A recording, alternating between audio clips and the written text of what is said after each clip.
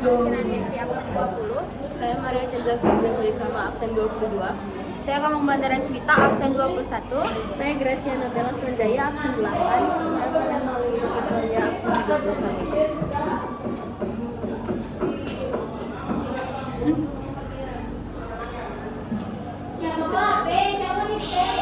Diam. Jadi untuk pertanyaan pertama yaitu bagaimana unsur 5W1H atau adik Sima dalam cerita tersebut. Yang pertama yaitu apa yang dibahas pada teks tersebut. Seorang anak yang durhaka kepada ibunya. Kemudian di mana cerita tersebut terjadi? Di pesisir pantai air manis tidak di tanah Minangkabau. Kemudian kapan cerita tersebut terjadi? Pada zaman dahulu. Siapa saja yang terlibat dalam cerita tersebut? Mande Rubayah, Malin Kundang, dan istrinya.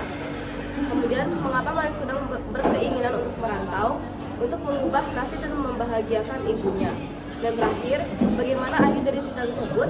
Malin Kundang dikutuk menjadi batu akibat durhaka kepada ibunya. Kemudian pertanyaan selanjutnya, bagaimana tujuan dan karakteristik cerita tersebut? Cerita ini bertujuan sebagai peringatan untuk membuat anak-anak di seluruh negeri agar tidak menyakiti hati orang tua dan selalu berbakti kepada orang tua. Karakteristiknya yaitu yang pertama bersifat anonim, termasuk cerita rakyat atau legenda dari Minangkabau. Dan terakhir, terdapat kemustahilan yaitu sesosok batu yang menyerupai manusia terdapat di tepi pantai. Batu itu berlutut, tangan terangkat memohon ampun seperti Malin Kundang yang dikutuk menjadi batu karena durhakanya kepada ibu sendiri. Selanjutnya yaitu bagaimana nilai dan pesan moral yang terkandung dalam cerita tersebut. Cerita Malin Kundang mengandung nilai kasih sayang, kerja keras, dan penghormatan kepada orang tua. Mande Rubayah menunjukkan cinta seorang ibu yang tulus meskipun hidup miskin. Sementara si Malin Kundang menggambarkan semangat untuk mengubah nasib melalui kerja keras. Namun ketika ia sukses, Malin menjadi sombong dan durhaka kepada ibunya. Selanjutnya, pesan moralnya adalah sebesar apapun keberhasilan seseorang, ia tidak boleh melupakan asal-usul dan orang tuanya. Selanjutnya, bagaimana kaitannya dengan kehidupan kalian sehari-hari? Cerita ini bertujuan sebagai peringatan untuk membuat anak-anak di seluruh negeri agar tidak menyakiti hati orang tua dan selalu berbakti kepada orang tua. Cerita Malin Kundang mengajarkan agar kita selalu menghormati orang tua, tidak sombong saat sukses, dan tidak melupakan asal-usul. Kisah ini menjadi pengingat bahwa durhaka dan kesombongan akan berujung pada penyesalan. Selanjutnya ada struktur teks. Yang pertama dimulai dari orientasi, yaitu Alkisah pada zaman dahulu di pesisir pantai air manis di ranah Minangkabau, hiduplah seorang janda miskin bernama Mande Rubayah. Ia memiliki seorang anak laki-laki tunggal bernama Malin Kundang yang rupawan wajahnya dan rajin bekerja membantu ibunya mencari nafkah. Meski miskin, Mande Rubayah selalu menanamkan bulu di pohon yang luhur pada anaknya. Ingat nak, katanya lembut, hidup ini ibarat laut, tenang di permukaan tetapi dalamnya penuh rahasia. Jangan sekali-kali durhaka pada ibu. Malin hanya tersenyum, belum memahami dalamnya nasihat itu. Pada suatu hari, datanglah sebuah kapal dagang besar berlabuh di pelabuhan air manis. Para pelautnya berasal dari negeri seberang, membawa barang-barang berharga dan kisah petualangan yang menakjubkan. Melihat itu, timbullah keinginan Malin untuk merantau, agar dapat mengubah nasib dan membahagiakan ibunya. Mula-mula Mande Rubayah menolak. Ia takut kehilangan satu-satunya anak yang ia punya. Namun karena bujukan Malin yang penuh semangat, akhirnya sang ibu mengizinkan, sambil menitipkan doa dan selai kain sarung tua. Peninggalan ayah Malin yang telah tiada. Bawalah ini sebagai tanda kasih ibumu, katanya sambil menangis. Maka berangkatlah Malin Kundang merantau bersama kapal besar itu. Tahun demi tahun berlalu, namun tak ada kabar darinya. Mande Rubayah menunggu di tepi pantai setiap senja, menatap cakrawala sambil berdoa agar anaknya selamat dan ingat pulang.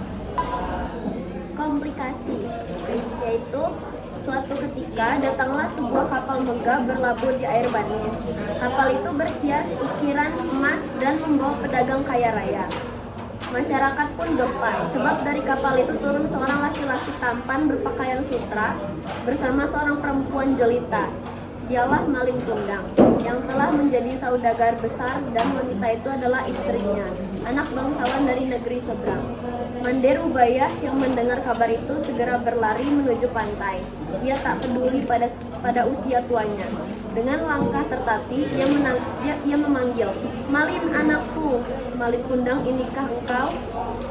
Namun, Malin terkejut dan malu melihat ibunya berpakaian lusuh di hadapan para penjaga dan istrinya yang anggun. Istrinya bertanya dengan heran, "Benarkah perempuan tua itu adalah ibumu, wahai suamiku?" Malin menunduk sesaat lalu menjawab dengan sombong, "Tidak, aku tidak mengenal wanita miskin itu." Mande Rubayah tersentak, air matanya jatuh membasahi pasir. Ia masih berusaha mendekat, tetapi para pengawal menghalanginya. Malin berpaling tanpa belas kasihan. Dalam hati kecilnya sebenarnya ada rasa bersalah, tetapi kesombongan telah menutup hati nuraninya. Resolusinya. Dengan hati hancur, Mande Rubayah mengadah ke langit dan berkata dengan suara bergetar, "Ya Tuhan yang Maha Adil, bila benar ia adalah anakku dan ia durhaka, maka tunjukkanlah kuasamu." Setelah berdoa itu terucap, langit mendadak gelap, pasir menyambar, ombak berguling dahsyat. Kapal megah Malin Kundang dihantam badai dari segala arah. Ketika badai reda, orang-orang menemukan sesosok batu menyerupai manusia di tepi pantai. Batu itu berlutut, tangannya terangkat memohon ampun. Itulah Malin Kundang, yang dikutuk menjadi batu karena durhakanya kepada ibu sendiri. Sejak saat itu, batu itu menjadi peringatan bagi anak-anak di seluruh negeri agar tidak menyakiti hati orang tua. Penduduk setempat menyebut tempat itu sebagai Pantai Air Manis, karena setiap sore ombaknya berdesir lembut seolah membawa air mata penyesalan Malin Kundang. Selanjutnya ada kaidah kebahasaan. Yang pertama ada kata arkais, yaitu ada alkisah dan saudagar. Yang kedua ada konjungsi temporal, yaitu pada zaman dahulu, mula-mula, sejak, kemudian, lalu, setelah, pada suatu hari, tahun demi tahun berlalu, ketika, dan sambil. Selanjutnya ada majas antonomasia, yaitu benarkah perempuan tua itu ibumu, wahai suamiku? Yang kedua ada tidak, aku tidak mengenal wanita miskin itu. Dan terakhir ada hiduplah seorang janda miskin bernama Made Rubayah. Yang keempat ada majas personifikasi, yaitu ombak bergunung dahsyat. Ombaknya berdesir lembut seolah membawa air mata penyesalan Malin Kundang. Yang terakhir ada majas hiperbola, yaitu air matanya jatuh membasahi pasir dan dengan hati hancur. Sekian presentasi dari kami. Maaf jika ada salah kata yang disengaja maupun tidak disengaja. Kami tutup dengan terima kasih.